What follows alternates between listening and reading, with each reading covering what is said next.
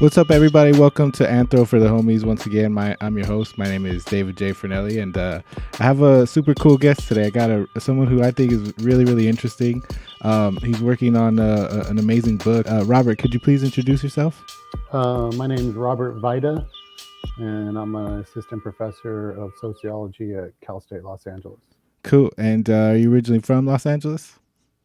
Yeah, I grew up on the west side. And my parents divorced when I was 5, so they both were kind of moving around a lot, but more or less in Culver City and areas surrounding that. Culver City area surrounding that. How did you eventually get into? I want to talk about your book, but first I want to backtrack a little bit. How did you get into sociology? Like, what was the tipping point for you to decide that you wanted to go out and get educated? Um, well, those are two separate questions of why I wanted to get educated and why I chose sociology along the way. Getting educated is, I don't know, I was always did pretty well at school. I mean, like when I was in high school, I really didn't care about school. But I would like do the minimum to get by, Mm-hmm. Like I would always be absent when there was a test or a paper due, but I would always end up making up the test or turning in the paper late. And I Same. did well, so not professors, so teachers would kind of like accept the work and be like, okay, this kid obviously should advance. So yeah, so I graduated high school with a 3.0, which doesn't sound good now, but back then was good enough to Sounds great. get me into college. Yeah, and I did really well on my SATs, so I ended up going to Santa Barbara for undergrad. Um, and then my goal the whole time was basically to become a criminal defense attorney. Mm. My plan was like to I'm going to be a defense attorney and I'm going to get all the homies out of jail and that kind of thing. And I, like, as an undergrad, all of my majors, my classes were chosen with that in mind. I was a poli-sci major, a dual major in poli-sci and law and society with the emphasis on criminal justice. And was this And right after high school for you? Did you go to college yeah, I immediately? went to college right out of high school. Okay, cool. And like I said, I basically got in on my SAT scores, not on my GPA. Mm-hmm. And so even like my last year of college, I did an internship with the Public Defender Service in Washington, D.C., because that was kind of my plan. And then I took a couple years off after college and ended up applying to like half a dozen law schools and half a dozen grad schools. And at the time, I'm sure you'll end up asking me about that kind of stuff too. I was pretty active on a number of levels, and so I was basically anticipating that I would end up catching a felony. And I thought that like if I go to law school right now and then I catch a felony, boom, my career's gone. That'd be that wouldn't be no good. So No. um, so I decided I'm gonna go to grad school instead. I got offered like some good deals to go to grad school at a couple different schools, and so I took one of them, which was in New York. I went to NYU for grad school, Wow. and I told myself, oh, after grad school, I can always go to law school or I can do a dual program or whatever. But once I kind of got into my career, I kind of lost interest in going to law school. And what was your grad school program in once again?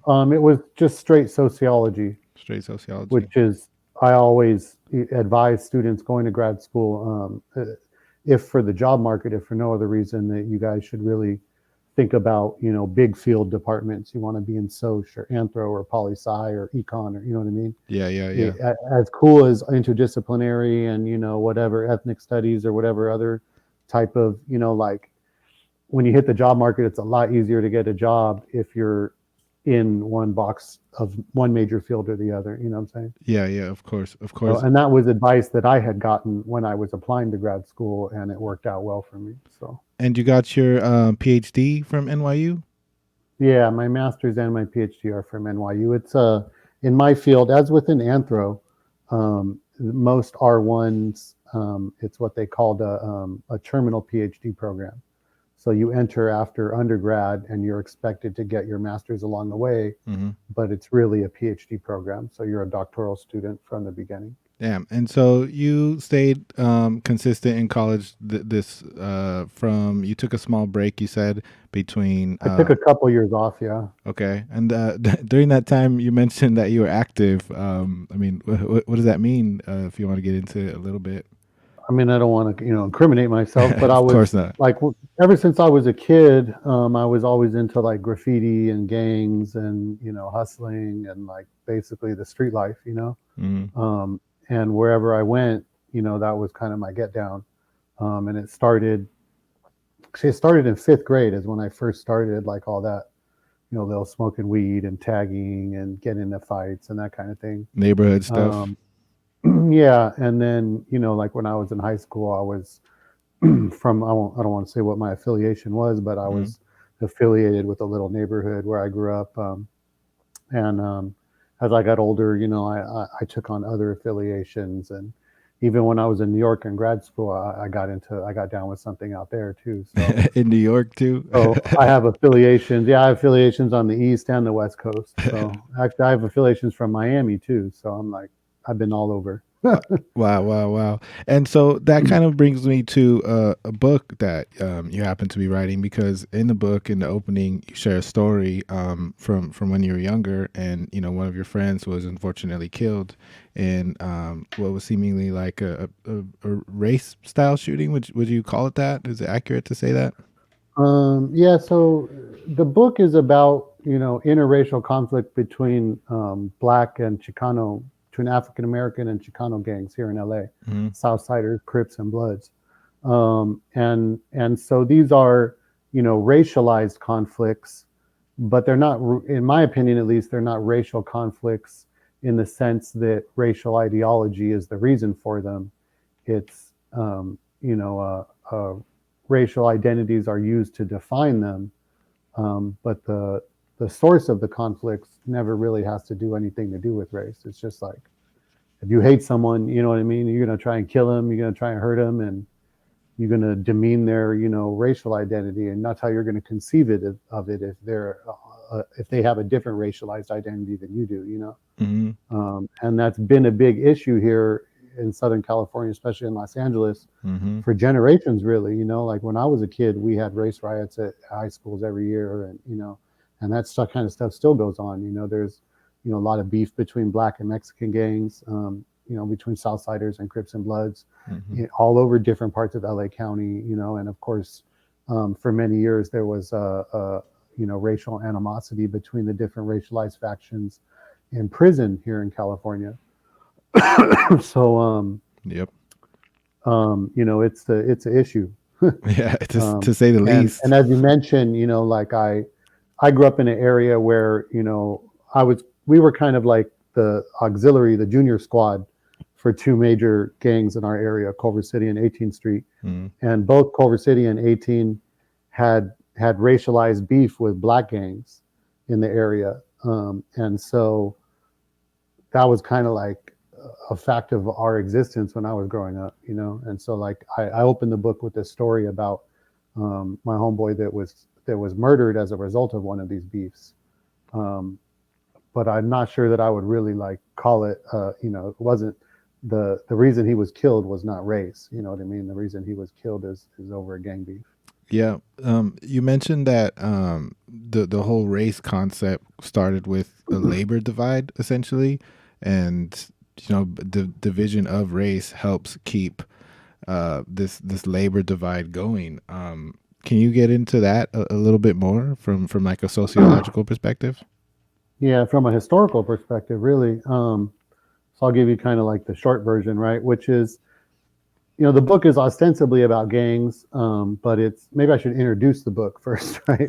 So the title of the book is Divide and Conquer, because that's basically what's happened to us, right? Mm-hmm. Divide and conquer: race, identity, gangs, and conflict, or race, gangs, identity, and conflict. Anyways, and it's signed with Temple University Press. We expect it probably be published at the end of 2021 or maybe beginning of 2022. Wow. And ostensibly, it's about, like I said, interracial gang between, Black and Chicano gangs here in LA. but really it's not so much about gangs, it's more about race, about the race concept and the role that the race concept plays in a racial capitalist society. Um, and gangs is really just like a case study in how the race concept operates to divide us, and how the race concept is practiced here in in the contemporary period, how that differs from earlier times.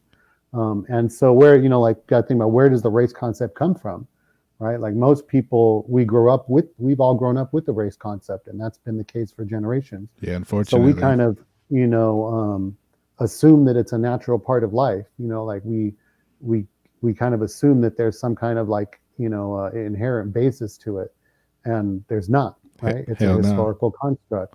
We know where the race concept came from. We know when it was invented. We know why it was invented. This is all really well documented history. So and of course, we know that there's no biological basis for race, Mm-hmm. right? The race concept is purely a vehicle, for division, right? And the history of it lies in, it's kind of like, an incremental history, for the first couple of 100 years. The first time that the word that we use, race, or in Spanish raza, was applied to human beings was in the, around the turn of the 16th century. Like when Columbus made his voyage and all that kind of thing. Mm-hmm. Um, and but it wasn't really, without going into too much detail about the Reconquista and all that. Um, the race concept as we know it really didn't crystallize, until the turn of the 18th century, in Virginia colony, in Jamestown and the surrounding areas. Mm-hmm. And the reason for it is that kind of the one point in time that historians, like the primary historians of this, topic, in my mind, the preeminent historian on this issue is Theodore Allen. He has a 2-volume set called The Invention of Whiteness. Mm-hmm. Really, core historical reading. Yep. Yep. And basically, there was this rebellion, Bacon's Rebellion, that occurred in 1676. That, the basis of it is, it's not like, it was an ignominious affair. Let's put it that way. It wasn't like, there wasn't any, what's the word I'm looking for? It wasn't a benevolent, endeavor. Let's put it that way. Mm-hmm. But what happened is that um, the labor populations of the colony all united. Black, white, um, the indentured labor populations and the free labor populations. Basically, everybody rose up in rebellion against the ruling class of the colony, and basically chased the ruling class out of town. Stormed Jamestown, burned it to the ground, looted all of the ruling elite's houses and all that. The governor, Berkeley, had to jump in a boat to escape. Mm-hmm. Famously. um, Famously. so they basically, yeah, just like, tore everything up. And so that scared the shit out of the ruling classes, right? So um, they had to think of, like, well, what can we use to divide the labor population so that they don't, form like Voltron and try and take our head off, right? And so the race concept is the vehicle that they invented in order to keep, the blue lion and the yellow lion fighting each other, or the white and the black lion, or, today here in LA, the black and the brown lion. You know what I'm saying? Yeah. Yeah. Uh, So unfortunate. and so it was actually, like they intentionally created this concept as a legal category, right? Mm-hmm. And sold it to the white labor population. Like they actually had to, like, pitch this to the white labor population. Hey, you know what?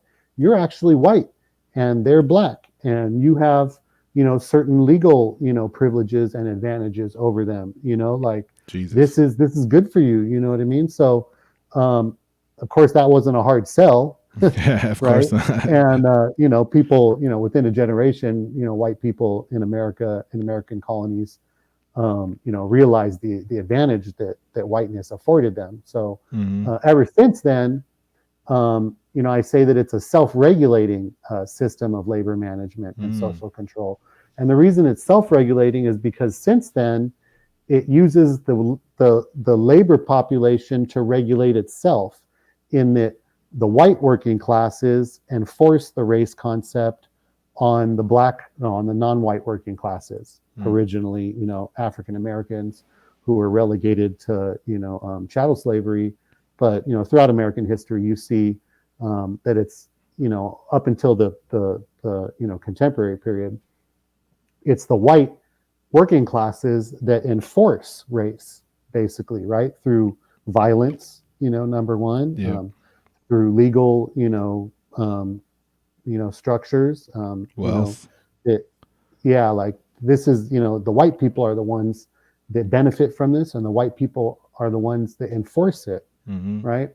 And that had always been the case up until the civil rights movement era in the 1960s, when the Civil Rights Acts of 64 and 68 were passed, right? And Mm-hmm. they ostensibly, at least, outlawed, um, the type of legally mandated, the legal Segregation. racism. Yeah, Jim Crow, Yeah, yeah, which yeah. Jim Crow isn't just white people throwing sheets over their heads and burning crosses on people's lawn and murdering people and stuff like that. It's a lot of legal All that stuff too. domestic terrorism. It's a legal system, Mm-hmm. right? It's a system System. of laws that exist and formally, relegate. It's a system of apartheid, right? It's a legal system. Um, and so that was, ostensibly abolished in the 60s with the 60s. Civil Rights Acts. Now, of course, the Civil Rights Acts are, toothless. They're not, the way the Supreme Court has interpreted them, the the bar of evidence is so high, it's practically impossible to bring a case of racial bias Mm-hmm. successfully. It's very difficult. The standard is specific intent, which Yeah. is a higher legal standard than any other, in American jurisprudence. Which is But what's more important is relevant. that it did, the one thing that the Civil Rights Act did is it did put an end to all of that, kind of blatant, formal legal racism, Yeah, the right? the blatant kind though. Yeah. It's still So, still like, very overt. exactly. Oh, for sure. There's, racism hasn't gone anywhere by any means, right? The No, Civil Rights no, Act didn't put an end to racism. no, and it's still being fueled in some sense by laws, especially when you look at the drug war and things like that. But you mentioned the original sort of definition of white and what it meant to be white working class. And as an anthropologist, I think it's so funny because like that term white or who is considered white or a white person was constantly changing also, right? Like I remember learning at first, I believe like, Italians and Jews weren't considered those white. They were more the ethnic Europeans, so they weren't allowed to be in that white. And it's constantly changing based on who it serves most or who it suits better. And it's fucked up that it's still that this way and it's self-regulating. Like you said, that's a really really brilliant way of putting it, that it's self-regulating. And having this concept of race is so necessary essentially in today's society, especially a capitalist society, that race and capitalism go hand in hand essentially. Yeah. So a lot of scholars, use this terminology, racial capitalism, Mm-hmm. which is, essentially the system we live under.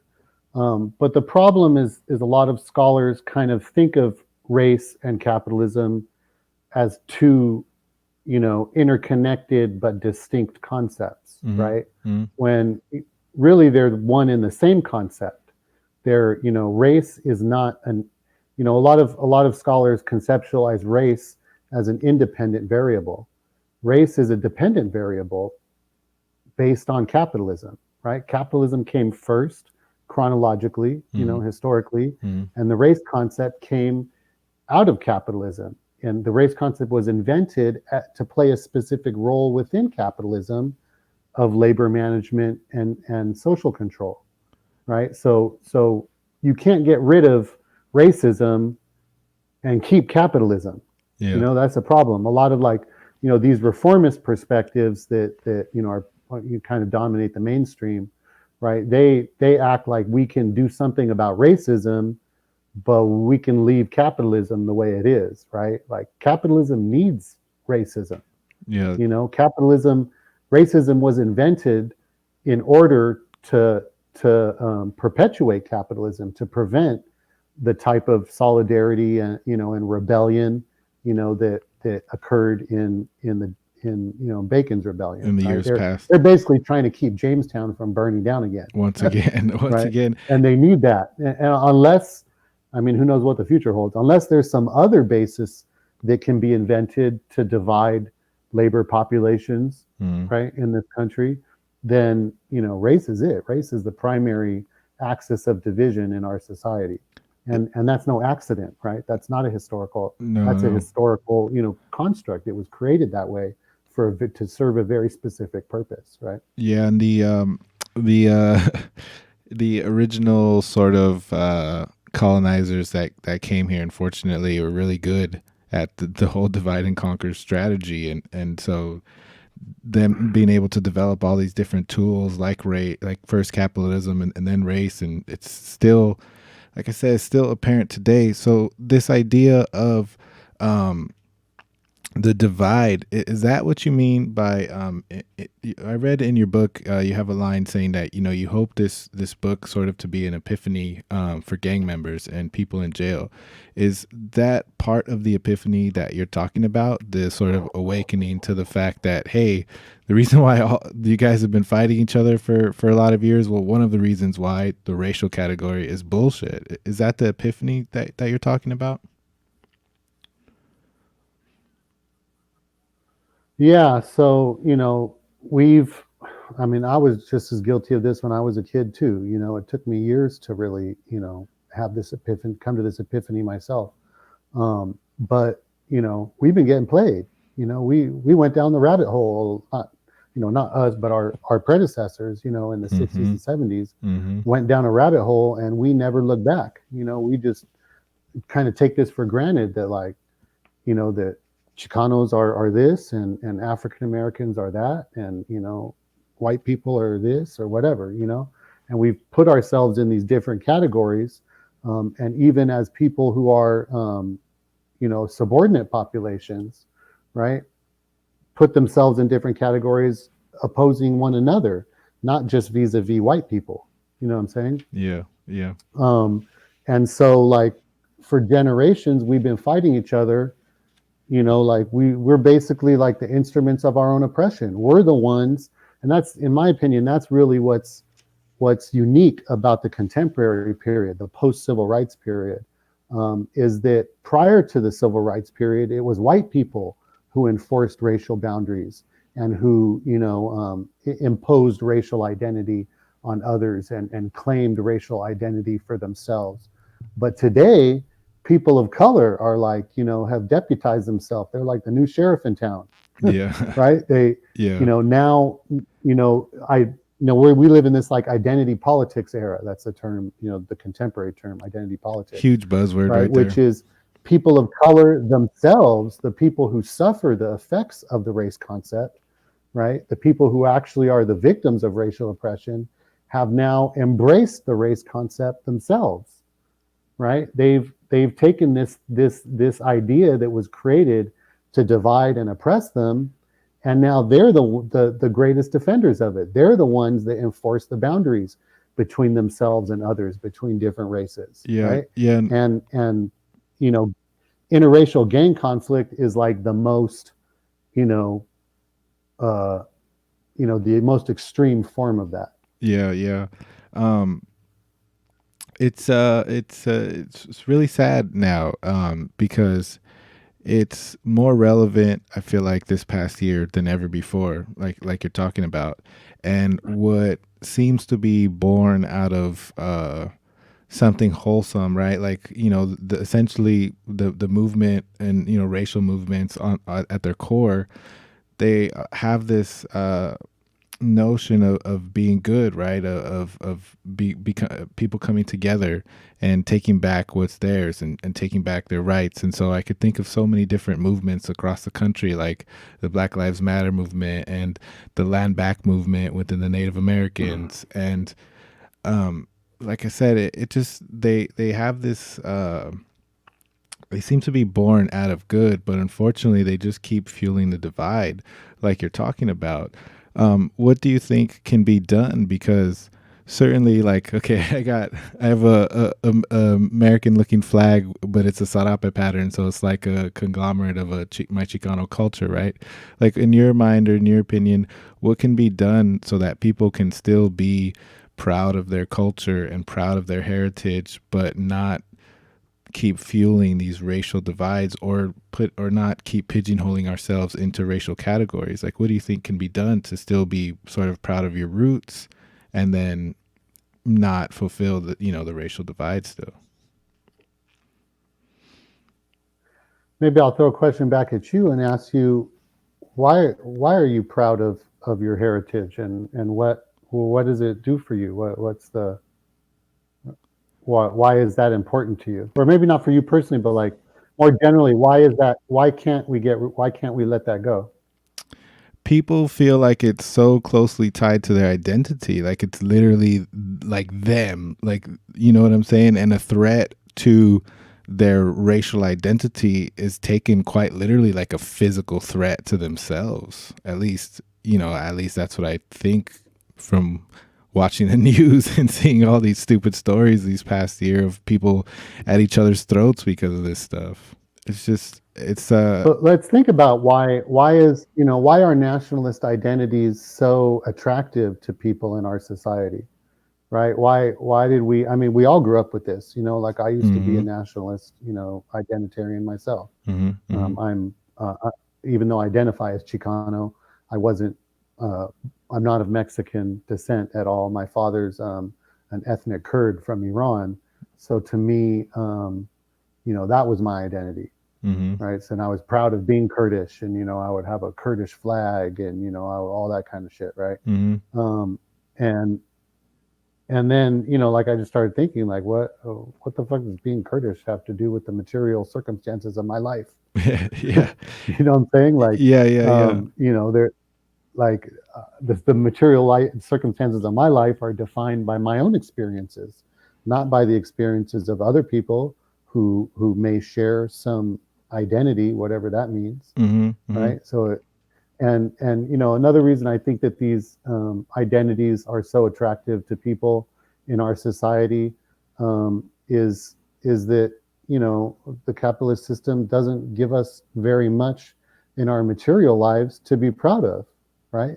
So mhm. by being proud of our ancestors' accomplishments and our heritage and so on and so forth, like it kind of gives us a sense of self-worth when we really don't have much to base a sense of self-worth based on our material circumstances Yeah, in the society we live in. You know what I'm saying? So it certainly doesn't surprise me. I fully understand why these identities appeal to people, mhm. but my point is that identity is not an intrinsic part of the human experience. It's really a very recent development in human history. Like um, you know even in the Middle Ages, like identity, the way that we think of, racial or ethnic identity, was not important to people. Even like where my father's from, just a couple of hundred years ago, being Kurdish is not, doesn't put you in one category or another. Like people's identities were to according to their you know aligned with their own immediate community, Yeah. people that they knew personally, Yeah, yeah, yeah. face to face, right? And this is one of the key facets of nationalism as an ideology, is it makes you think that you have this like kind of primordial connection to a whole group of people who presumably share your identity, Mhm. but really you don't know each other and you don't have any interaction with each other, and your interests may or may not align on any number of different issues, and you may not even fucking like each other. You know, it's But that idea of identity, whether it be racial or ethnic or I don't know, whatever gender, religious, whatever groupist identity appeals to you, mhm. makes you feel like you have a connection to these people, and that their accomplishments are somehow your accomplishments, and their trials and tribulations you share in. whether you actually do or not in a material sense. Yeah. The Kurds are an oppressed people in Turkey and other parts of the Middle East, but does their oppression affect me in any material sense? No. I'm Not. here in Los Angeles, you know what I'm saying? Yeah, yeah. So, Your book, you know, reading that in your book, reading it in your book pointed out that it's hypocritical to be like, oh, all these, the Proud Boys and all these white nationalist groups and damn them, damn them, damn them, and then me say that I'm proud of my Mexican heritage, and it got me just sort of reevaluating that statement. And then as an anthropologist, I started thinking and going back and being like, okay, well, I know what that means, but really, like, what does it mean? Does it mean that should I be more tied to the indigenous part of the heritage, or should I be more tied to the colonizer part, or should I embrace both of them? And then, like, how far back should I be proud to be Mexican? Like, when the country started, like the year it started, or, and so I started thinking of all these things, and I was like, holy crap, like I never thought of it like that. And another point I thought of too is like the idea of a tribe and taking it back, like way back, like, maybe, I don't know, 50, 60, 70, 80,000 years, 100,000 years ago. People presumably, I don't think, would have been like, oh, that person over there, I can't break bread with them, and I can't build fire with them because they have a different skin color than me, right? I don't know. This is all speculation, but I feel like past tribes and past peoples would have had more empathy for one another without these like geopolitical boundaries or any sort of race boundary. let's talk a little bit about what you mentioned right there, Mm-hmm. of prehistoric societies, right? Okay. You don't need to speculate because, thanks to, a wonderful cohort of paleoanthropologists, over the last 50, 100 years, we know a lot about how human beings lived prior to sedentary agriculture. We Mm. know who the first human beings who settled into semi sedentary communities. We know who the first ones who were settled into permanent sedentary communities. We know a lot about their lives and their lifestyle and their relationships with one another and so forth. The first people, the first human population to semi settle, to farm, to intentionally, return to the same area to gather, food that they knew would be growing there because of they had either planted it or left some trash there the previous year, period they'd been there. We call them Natufians, who were the human population living in the Fertile Crescent in the Middle East, Mm. 10 to 12,000 years ago, during a time that the Middle East was not a desert. It was one of the most, bountiful regions on earth, Mm.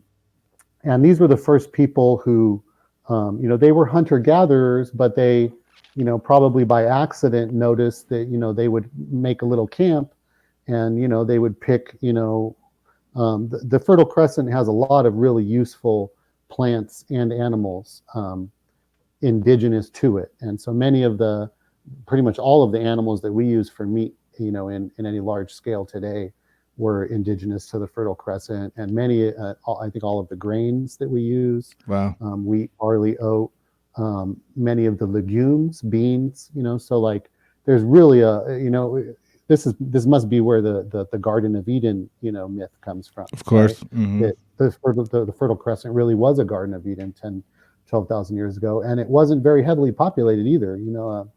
Paleoanthropologists, I think, have estimated that there were maybe 2,000 families living in the whole Middle East at that time, right? And so think about it, like if there's only like maybe less than 10,000 people out there, right? And you can only walk 10 miles a day. Like, how often are you going to see other people, right? You're basically going to be traveling with the people that you grew up with, Your your tribe immediate family and your tribe or your band or band. whatever you want to call it, right? Mm-hmm. And if you run into, like, think right now we all been on quarantine for 9 months, right?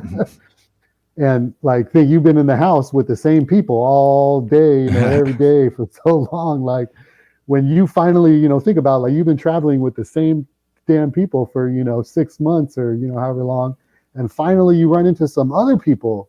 Are you going to kill them? Are you No, going to be like, fuck yeah, I'm so happy to see you guys. Oh, I'm so fucking sick of these people right here. Like, thank God I have someone else to kick it with and talk to for a second. Like, Yeah, you where know what you I mean? been at? Where's the good hunting at? Where's all the animals at? let's go kill this gazelle together, What's up with the and break berries? bread, Yeah, yeah, like yeah, it just yeah. doesn't make sense that, and we really don't see. It's actually, I'll mention an alternative perspective. There's a recent paper published by a paleoanthropologist looking at kind of cataloging all of the wounds that we know of that have been found in, I think in Neanderthal, but also in Homo sapien populations, and Hmm. suggesting that prior to quote unquote civilization, that there was a lot of interpersonal violence, and I disagree with that. I think a lot of paleoanthropologists disagree with that.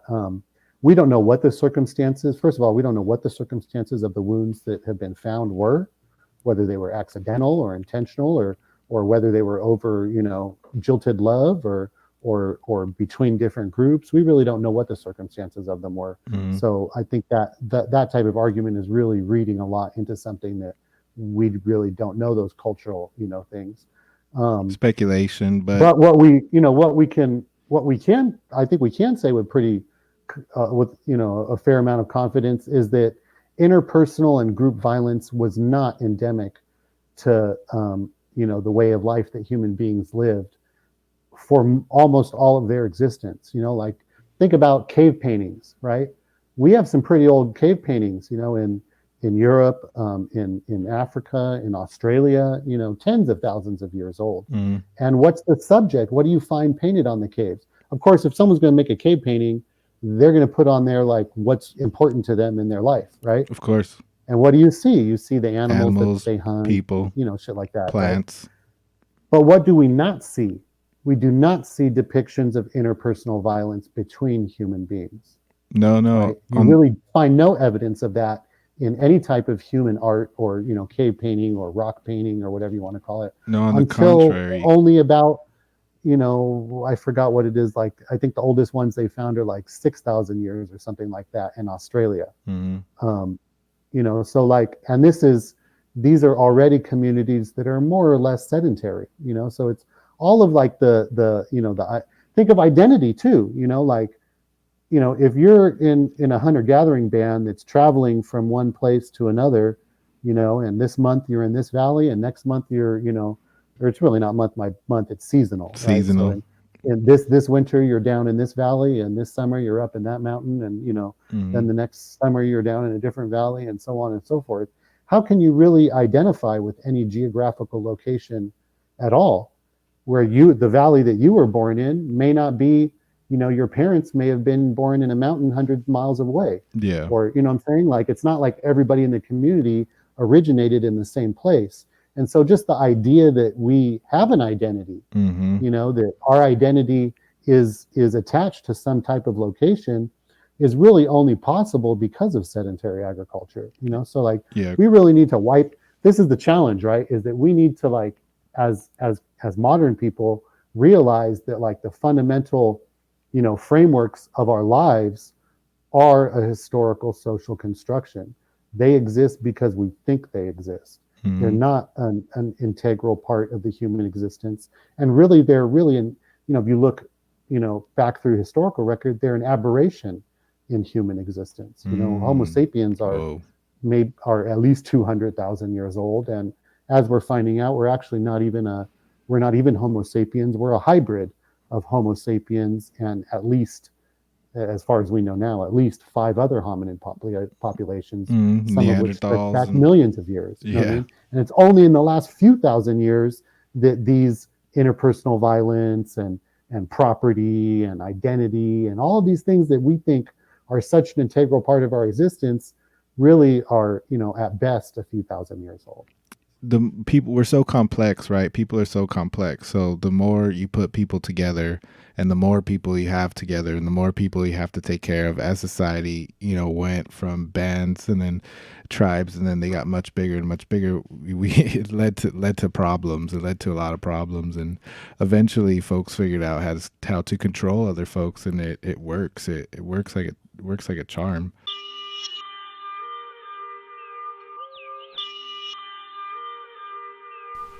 What's up, folks? Thanks so much for tuning in to part one of this episode. I ended up breaking it up into two parts, part one and part two, because it was a little bit of a long one and it had so much great information. I wanted to make sure that the info was easily digestible for us all. So thanks so much for tuning in, and as always, please don't forget to share Anthro with the homies, with all of your homies, or maybe at least 5 of them. Please hit subscribe, share this podcast, and leave me a review. Please let me know what you thought. Let me know what you think about what Robert has to say, because it's pretty incredible stuff. Thank you very much, everybody, and hope you tune in for part two.